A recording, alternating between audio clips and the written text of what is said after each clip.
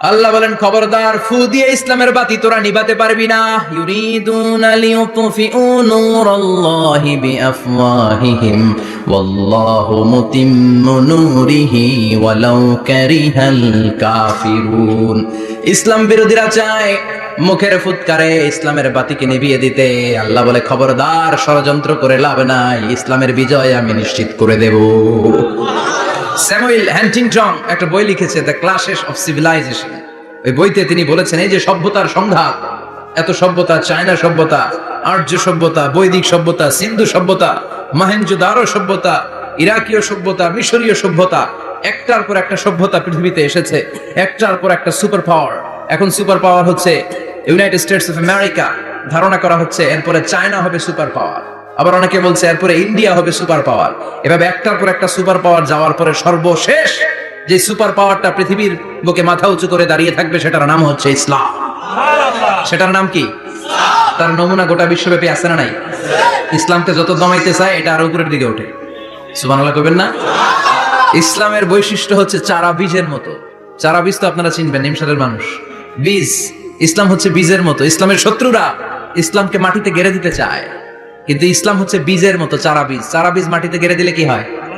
কথা কন, আরো গজিয়ে ওঠে, মাটি ফেড়ে উপরের দিকে উঠে চিৎকার করে বলেন, ঠিক কিনা? ইসলাম হচ্ছে টিউবের মতো। টিউব, পুকুরে যারা নতুন সাঁতার কাটতে যায়, ডুবে যাতে মারা না যায়, টিউব নিয়ে সাগরের মধ্যে নামে। এই টিউবকে যত আপনি পানির নিচে ডুবাতে চাইবেন, টিউব আর উপরের দিকে ভেসে ভেসে উঠে। সুবহানাল্লাহ পড়ে। ইসলামকে তো ওরা চিনে নাই। ইসলাম হচ্ছে চারা বীজের মতো। ইসলাম হচ্ছে টায়ারের টিউবের মতো।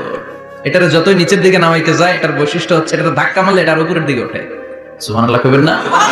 গোটা বিশ্বব্যাপী আজকে ইসলামের গণজোয়ার, হাজার হাজার লোক কালিমা পড়ে মুসলমান হচ্ছে। গত কিছুদিন আগে আফ্রিকাতে এক লোক এক গ্রামের কয়েক হাজার মানুষকে এক ময়দানে দাঁড় করিয়ে একসাথে শাহাদাতের বাণী পাঠ করিয়ে মুসলমান বানায় ফেলছে। এই আফ্রিকার বুকে এতদিন আমেরিকার কাজ ছিল, এটারে বলে তানসীর, Christian missionary. Lakh lakh dollar দিয়ে আফ্রিকার দেশগুলোর মধ্যে গরিব গরিব মুসলমানগুলোরে তারা নাসারা বানাতো। এই বিষয়টা যখন মুসলিম স্কলারদের নজরে এলো, এখন গোটা বিশ্বের সব মুসলিম স্কলাররা আফ্রিকায় যে ইসলামের দাওয়াতকে প্রচার করে দিচ্ছে।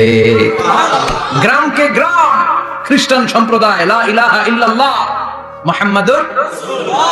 ঝিনুকের ভেতর লুকিয়ে থাকে যেমন মতি, ঝিনুকের ভেতর লুকিয়ে থাকে যেমন মতি, কালমা শাহাদাতে আছে আল্লাহর জ্যোতি, কালমা শাহাদাতে আছে আল্লাহর জ্যোতি। পড়েন সবাই, ঝিনুকের ভেতর লুকিয়ে থাকে যেমন মতি, ঝিনুকের ভেতর লুকিয়ে থাকে যেমন মতি, কালমা শাহাদাতে আছে আল্লাহর জ্যোতি, কালমা শাহাদাতে আছে আল্লাহর জ্যোতি।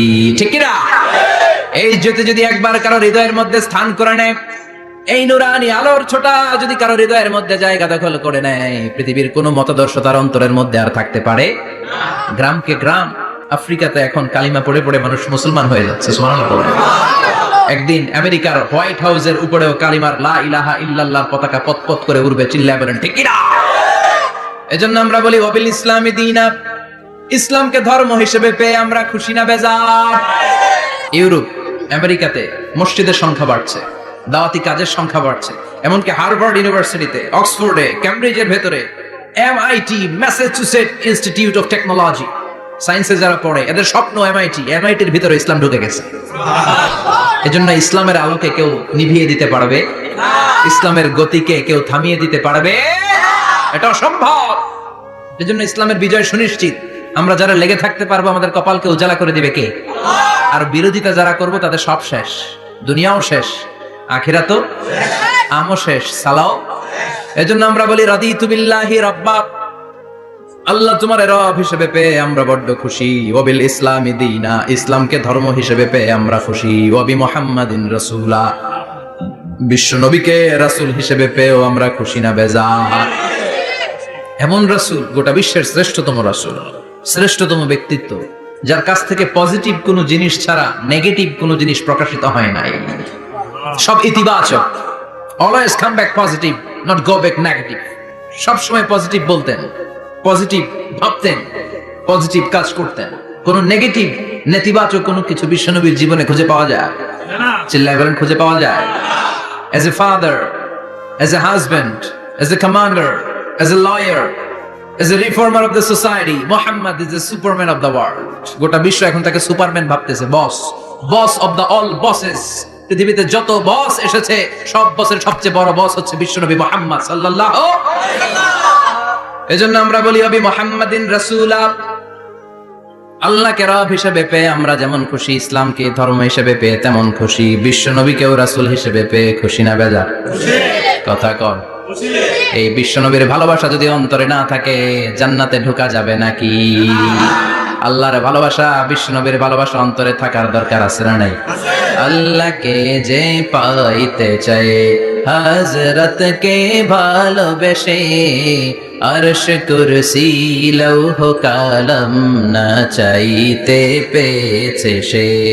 হযরত কে ভালোবেসে, আরশ কুরসি লৌহ কালাম না চাইতে পেয়েছে সে।